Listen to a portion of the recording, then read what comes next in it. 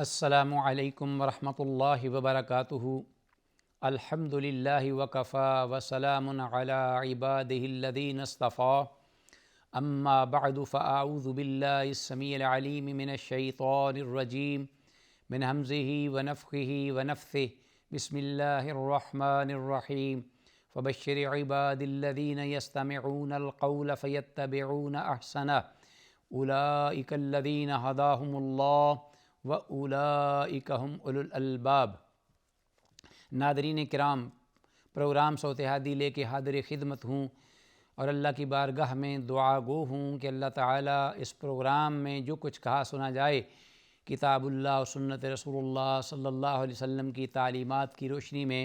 اللہ ہم سب کو ان تعلیمات پہ عمل پیرا ہونے کی توفیق کامل مرحمت فرمائے۔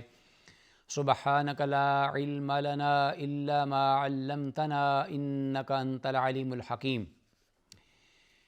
آج کی اس نشست میں ہمارے زیر مطالعہ جو حدیث ہے وہ حدیث نمبر 785، جو حضرت عبداللہ ابن عمر اور حضرت عائشہ رضی اللہ تعالی عنہم اجمعین اقطعین سے ریلیٹڈ ہے یا مروی ہے۔ ناظرین، آپ کو یاد ہوگا کہ ان احادیث پر جو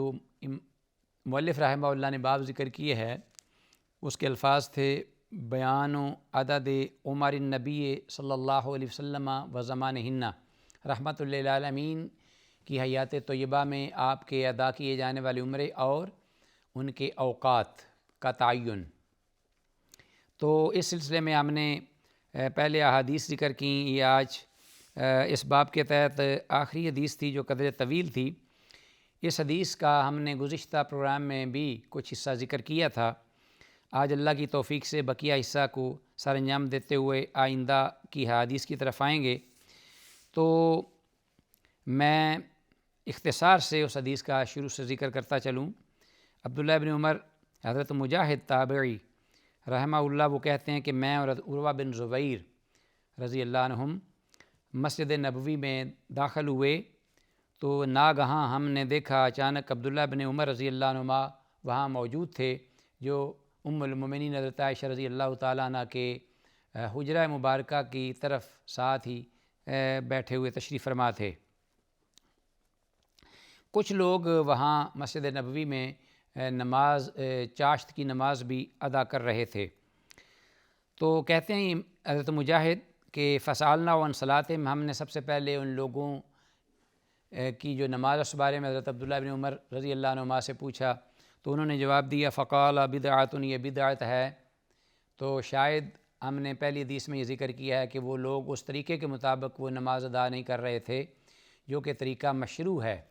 حالانکہ یہ نماز جو چاشت کی ہے یہ عین مسنون اور بالکل مشروع یہ نماز ہے تا قیام قیامت، اور اس پر بڑا اجر اور ثواب بھی ہے۔ تو اس کے بعد آپ نے جب بدعت کہا تو بدعت بے جا آپ نے نہیں کہا، بلکہ چند وجوہات میں سے کوئی ایک وجہ ہو سکتی ہے کہ شاید آپ کو یہ بھی ہو سکتا ہے کہ علم نہ ہوا ہو کہ رحمۃ للعالمین نے خود یہ نماز ادا کی تھی حضرت ام ہانی رضی اللہ تعالیٰ عنہ کے گھر میں فتح مکہ کے موقع پر، یا یہ بھی تھا کہ وہ لوگ جو ہیں انہوں نے کوئی اجتماعی شکل میں اس نماز کو شروع کر رکھا تھا پڑھتے ہوئے۔ تو بہرحال کوئی وجہ تھی، اور یہ اس کی ایک بات، اس سے دلیل یہ بھی ثابت ہوتی ہے کہ جو انہوں نے سوال کیا تھا، یعنی حضرت مجاہد اور حضرت عروہ بن زبیر رحمہ اللہ نے جو یہ سوال کیا حضرت عبداللہ بن عمر رضی اللہ عنہما سے، یہ بھی اس بات کی طرف اشارہ دیتا ہے کہ خود وہ بھی ان کے اس انداز جو نماز ادا کر رہے تھے اس سے وہ شاکی تھے،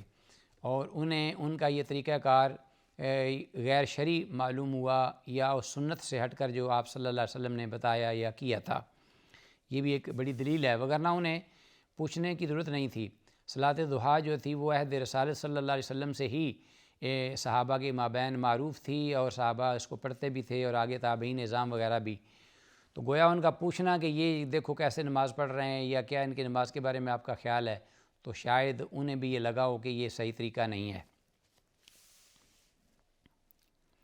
اب اس کے بعد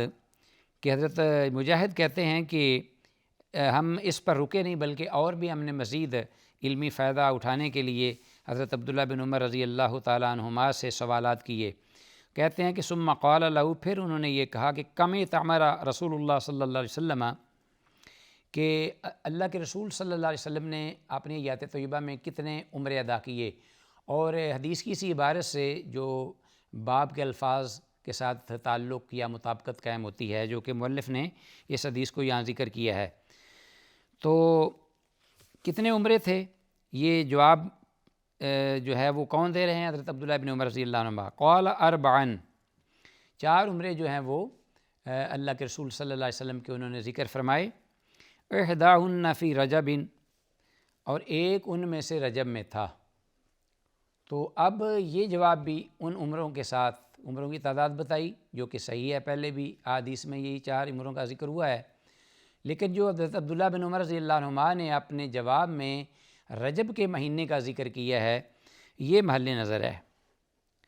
انہوں نے ساتھ ہی کہا اربعن احداہن فی رجب، ایک عمرہ آپ صلی اللہ علیہ وسلم نے رجب کے مہینے میں کیا تھا۔ فَكَرِهْنَا أَن نَرُدَّ عَلَيْهِ، حضرت مجاہد کہتے ہیں کہ حضرت عبداللہ بن عمر رضی اللہ عنہما کو غالباً اس میں بھی صحب ہوا کہ آپ صلی اللہ علیہ وسلم نے رجب میں ایک عمرہ ادا کیا۔ تو کہتے ہیں کہ چونکہ اس وقت ہماری ایک حیثیت تھی شاگرد کی، اور ہم نے آپ کو بڑا اور صاحب علم و فضل سمجھ کے آپ سے سوال کیا۔ ناظرین، یہ عزت اور احترام اور وقار کی انتہا تھی صحابہ کرام رضوان اللہ علیہم اجمعین کے مابین۔ تو بسا اوقات ایک بات کے بارے میں جانتے بوجھتے بھی مصلحتاً وہ خاموش رہتے کہ ان سے علم و فضل میں بڑے لوگ موجود ہوتے تھے، کہ وہ اپنی خفت محسوس نہ کریں کہ مجھے اس مسئلے کا علم نہیں تھا اور اس کو علم ہے، تو وہ رک جاتے۔ کہتے ہیں کہ ہم نے اس بات کو ناپسند کیا کہ ہم فوراً ان کے سوال کو کنڈیم کریں یا ریجیکٹ کر دیں یا ان پر رد کر دیں کہ یہ آپ نے ٹھیک نہیں کہی بات، یا حضرت 4 عمرے تو ٹھیک ہے لیکن رجب میں، تو گویا کہ یہ مسئلہ اتنا عام تھا صحابہ کرام رضوان اللہ علیہم اجمعین میں کہ کم و بیش اکثر و بیشتر صحابہ رحمۃ اللہ علیہم کے عمروں کی تعداد کے بارے میں بھی بخوبی آگاہ تھے، اور کب کب آپ نے کیے یہ عمرے، کس موقع پر کیے، اس کے بارے میں بھی وہ جانتے تھے۔ تو حضرت عبداللہ بن عمر رضی اللہ عنہما کا یہ جو خود اضافی جواب تھا کہ جو کہ سوال میں یہ پوچھا نہیں گیا کہ کب کیے، تو انہوں نے کہہ دیا کہ ایک رجب میں کیا تھا۔ فَكَرِهْنَا نَرُدَّ عَلَيْهِ، ہم نے اس بات کو اچھا نہ سمجھا کہ ہم ان کے سوال کو رد کر دیں کہ یہ ٹھیک نہیں، بلکہ خاموش ہو گئے، خاموش ہوئے۔ اور پھر اس کا طریقہ کار ایک اور اپنایا انداز، جو کہ ایک ایسا طریقہ تھا کہ جس میں ان کی عزت و وقار وہ بھی بحال رہے اور حقیقی مسئلہ بھی واضح ہو جائے۔ تو یہ ایک حکمت عملی ہوتی ہے کہ انسان کو ایسی حکمت عملی اپنا لینی چاہیے ایسے موقع پر۔ تو ایسے کوئی حکایت ہی ہے کہ اس کی واللہ اعلیٰ وعلم بالصواب اس کی صحت کے بارے میں، لیکن اس میں ہمارے لیے عبرت ہے کہ حضرت حسن اور حسین رضی اللہ عنہما، حسنین، وہ ایک دفعہ وہاں کھیل رہے تھے باہر کہیں، تو ایک باریش بزرگ جو ہیں انہوں نے وضو کیا، تو وضو ذرا سنت نبوی صلی اللہ علیہ وسلم سے ہٹ کے تھا، کچھ ایسی اس میں غلطیاں تھیں کہ جو انہوں نے کیں وضو کے دوران۔ تو حسنین رضی اللہ عنہما نے دیکھ لیا، آبزرو کیا، تو جب وہ فارغ ہوئے تو انہوں نے بڑے ادب اور احترام سے جا کر پہلے سلام کیا اور پھر جا کر کہا بزرگوں کو بڑے ادب سے کہ آپ نے وضو کیا ہے نماز کے لیے؟ کہ ہاں ہم نے بچوں میں نے وضو نماز کے لیے کیا ہے۔ تو بچے حسنین رضی اللہ عنہما کہنے لگے کہ اب ہم بھی آپ کے سامنے وضو کرتے ہیں، آپ دیکھیے ہمارا وضو کیسا ہے۔ تو دونوں نے وضو کیا ان کے سامنے، تو ان کا وضو دیکھ کر وہ بزرگ جو ہیں وہ سمجھ گئے اور کہا کہ بچوں میں نے یہ غلطی کی ہے، وضو میرا ہی ناقص ہے، آپ کا وضو بالکل ٹھیک اور درست ہے۔ یہ ایک بیان کی گئی حکایت ہے جس کی طرف میں اشارہ کر رہا ہوں۔ بہرحال ایک حکمت عملی ہے کہ جو انسان کو اپنانی چاہیے۔ اب دیکھیے اس میں بڑا ایک رقیق اشارہ اور بہت بڑی رہنمائی ہے کہ ایک آپ سے بڑا ہے تو آپ اس کی عزت و احترام اور وقار کو ملحوظ رکھتے ہوئے ان کو خفت اٹھانے کا موقع نہیں دے رہے، تو لاجواب بھی نہیں کیا، لیکن کیا کیا کہ کہتے ہیں کہ ہم اس انتظار میں تھے کہ قال وسمع نستینان عائشہ ام المومنین رضی اللہ تعالیٰ عنہا، ہم وہیں تھے ابھی کہ ہم نے اچانک اماں عائشہ رضی اللہ تعالیٰ عنہا کے مسواک کرنے کی اپنے حجرہ مبارکہ میں آواز سنی۔ گویا کہ حجرہ کے پاس ہی وہ تھے باہر، تو وہ حجرہ اتنا بڑا تو تھا نہیں کہ جیسا کہ آج کل گھر ہوتے ہیں یا مکان ہوتے ہیں اور اس میں دیواریں ہوتی ہیں بہت بڑی موٹی یا فاصلہ ہوتا ہے، تو بالکل ایک حجرہ آج بھی وہ موجود ہے جہاں رحمۃ للعالمین کی قبر مبارک ہے۔ تو وہ کتنا سا ہے، ایک کچا حجرہ ہے، چھوٹا سا کمرہ نما، جس میں ایک یا دو چار پائیاں بمشکل اس وقت آتی تھیں۔ تو رحمۃ للعالمین اپنی حیات طیبہ کے وہ دن وہاں گزارتے، اللہ کے گھر کے پڑوس میں، جوار میں، اور اسی کو حجرہ عائشہ کے نام سے یاد کیا جاتا ہے۔ اور درمیان میں دروازہ بھی نہیں تھا، صرف ایک پردہ حائل تھا۔ آوازیں وغیرہ آسانی سے آ جاتی تھیں، حجرہ میں بولنے والے کی بھی اور حجرہ سے باہر جو تھا اس کی حجرہ کے اندر آواز آ جاتی تھی۔ حضرت عائشہ رضی اللہ تعالیٰ عنہ کے مسواک کرنے کی آواز سنی، حضرت مجاہد کہتے ہیں راوی حدیث کے، اور اس کے ساتھ ہی فقال عروہ، تو عروہ نے فوراً اس موقع کو غنیمت جانا، اور چونکہ تعلق بھی تھا، وہ خالہ بھی تھیں اور ماں کی جگہ پر ہوتی ہیں خالہ، ویسے بھی ام المومنین روحانی ماں تھیں اور روحانی فرزند تھے وہ۔ کہتے ہیں کہ اماں، اے میری اماں جان، یا ام المومنین، اے ام المومنین، یہ ادب اور احترام کی انتہا اور غایت تھی کہ نام لینے کی بجائے یا اور کوئی لفظ کہنے کی بجائے ام المومنین کا ٹائٹل دیا، اور پھر اسی طرح یا امہ کہا، ماں کے درجے پہ ان کو رکھا۔ تو اس سے معلوم ہوا کہ کوئی اور بھی رشتہ ہو تو خاتون کو اپنے عمر رسیدہ یا تجربے میں یا علم و فضل میں جو بڑی خاتون ہوتی ہے اس کو ماں کہہ دینا، یا اگر چھوٹی ہے تو اس کو بہن کہہ دینا، خواہ وہ بہن نہ بھی ہو، تو یہ احترام اور عزت کے طور پر جائز ہے، اگرچہ حقیقی اصل جو رشتہ ہے وہ اپنی جگہ پر موجود ہوتا ہے۔ ناظرین، یہاں ایک اور بات جس کی میں اشارہ کرتا چلوں،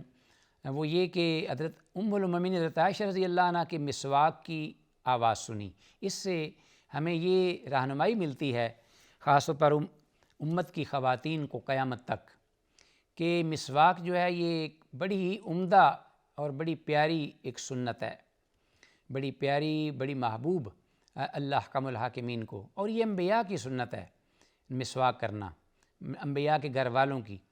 اور یہ محدود نہیں صرف امت کے مردوں تک، بلکہ یہ خواتین جو ہیں ان کے لیے بھی اسی طرح یہ مفید بھی ہے، باعث اجر و ثواب بھی ہے، اور اس کے جو آگے فضائل ہیں یا اس کے آگے جو فوائد ہیں وہ ہر مرد اور سب کے لیے ہیں۔ کو عورتیں اتنا زیادہ اہتمام مسواک کی کرتی نظر نہیں آتی، مرد زیادہ کرتے نظر آتے ہیں، تو مسواک کا جو فائدہ ہے وہ ہر مرد اور زن دونوں کو ہے۔ حضرت عائشہ رضی اللہ عنہ نے مسواک کی تو گویا کہ رسول اللہ صلی اللہ علیہ وسلم خود اپنے گھر میں کثرت سے مسواک کرتے تھے، اور آپ کو یاد ہے جیسا کہ آپ مرد الوفات میں جس میں آپ اپنے اللہ سے ملاقات ہوئے رحمۃ للعالمین، اور اس قدر آپ تکلیف میں تھے، کرب میں تھے، بخار کی شدت میں تھے کہ کئی بار آپ کی جسم اطہر پر پانی مکمل انڈیلا گیا، پھر بھی بخار کی شدت کم نہیں ہوتی تھی، تو آپ بار بار پانی طلب کرتے اور پھر پانی جو ہے وہ چہرے پر ملتے۔ یہ صورتحال تھی۔ اس حالت میں بھی دیکھا کہ حضرت عائشہ رضی اللہ عنہا کے بھائی جو ہیں وہ مسواک کر رہے ہیں، تو رسول اللہ صلی اللہ علیہ وسلم نے مسواک کی طرف اشارہ کرتے ہوئے حضرت عائشہ رضی اللہ عنہ کو متوجہ کیا، اور حضرت عائشہ رضی اللہ تعالیٰ عنہ نے وہ مسواک اپنے منہ میں چبائی اپنے دانتوں سے، اس کو نرم کیا، نرم کرنے کے بعد رحمت للعالمین کے جو مبارک بابرکت منہ تھا اس کے اندر رکھی۔ آپ صلی اللہ علیہ وسلم نے بھی وہ مسواک کی، گویا کہ اس حالت میں بھی، جس حالت میں کہ ایک آخری وقت ہے جدائی کا دنیا سے، اللہ سے ملاقات ہونے کا اور شدت مرض کی، تو اس وقت بھی مسواک کی افادیت، اس کی اہمیت اپنی جگہ پہ موجود ہے۔ یہ امت کو پیغمبر کا یہ آخری عمل جو تھا اس طرف رہنمائی تھی کہ مسواک نبیوں کی کتنی بڑی سنت طائرہ ہے اور اللہ کو یہ کتنی مبارک بابرکت پیاری چیز لگتی ہے۔ حضرت عائشہ رضی اللہ تعالیٰ عنہا نے بھی مسواک کی، اور ویسے بھی آپ جانتے ہیں کہ السواک مطہرۃ للفم و مرضات للرب، کہ مسواک جو ہے وہ منہ کی پاکیزگی اور رب کی رضا یا اس کی خوشنودی کے حصول کا ذریعہ ہے۔ باقی جو طبی اس کے فوائد ہیں وہ ایک الگ موضوع ہے، وہ ذکر کرنے کی یہاں ضرورت نہیں ہے کہ مسواک کرنے والا شخص جو ہے وہ اپنے منہ میں، اپنے دانت یا اپنی صحت یا معدے کے اعتبار سے دوسرے لوگوں سے بہت ہی بہتر زندگی گزارتا ہے۔ آتے ہیں آگے حدیث کی جانب کہ حضرت عروہ کہتے ہیں کہ جب ہم نے حضرت عائشہ رضی اللہ عنہ کی مسواک کی بات سنی، آواز سنی، تو ہم ادھر گئے اور کہا کہ اے ام المومنین الا تسمعین ما یقول ابو عبد الرحمن، کیا آپ نے سنا ہے اس بات کو کہ ابو عبد الرحمن عبداللہ ابن عمر رضی اللہ عنہما کی کنیت ہے، وہ کیا کہہ رہے ہیں اس مسئلے کے بارے میں؟ قالت ما یقول، حضرت عائشہ رضی اللہ عنہ کہتی ہیں کہ کیا کہا ہے انہوں نے، کیا کہہ رہے تھے؟ قال یقول ان رسول اللہ صلی اللہ علیہ وسلم اعتمر 4 عمرات احداہن فی رجب، تو کہا کہ یہ کہتے ہیں کہ اللہ کے رسول صلی اللہ علیہ وسلم نے 4 عمرے ادا کیے تھے اور ان میں سے ایک عمرہ جو تھا وہ رجب میں تھا۔ قالت یرحم اللہ ابا عبد الرحمن، حضرت عائشہ رضی اللہ عنہ روحانی ماں اپنے روحانی فرزند کے بارے میں اتنے پیارے دعائیہ کلمات کہتے ہوئے تصحیح کرتی ہیں، کہتی ہیں کہ اللہ ان پر رحم کرے، ابو عبد الرحمن پر اس کی رحمت ہو اللہ کی، کہ ما تمر عمرتن الا وهو شاہدہ، یہ تو خود موجود تھے ہر عمرے میں جب اللہ کے رسول صلی اللہ علیہ وسلم نے عمرہ کیا، پھر ان سے یہ کیوں صاحب ہوا اور غلطی ہوئی؟ معلوم ہوا کہ غلطی اور صاحب سے کوئی بھی مبرہ نہیں سوائے اللہ کی ذات کے، وہی پرفیکٹ ہے۔ تو وما تمر فی رجب قط، حضرت عائشہ رضی اللہ عنہ نے فرمایا کہ اپنی اس قول پر مور تصدیق ثبت کی کہ حضرت عبداللہ بن عمر رضی اللہ عنہما کو صاحب ہوا ہے، اللہ کے رسول صلی اللہ علیہ وسلم نے رجب میں کبھی بھی جو ہے وہ عمرہ نہیں کیا، اور یہی حدیث مسند احمد میں بھی آتی ہے، لیکن حضرت عائشہ رضی اللہ عنہ کی بات درست ہے۔ ھذا ما عندی واللہ اعلم بالصواب۔ السلام علیکم ورحمۃ اللہ وبرکاتہ۔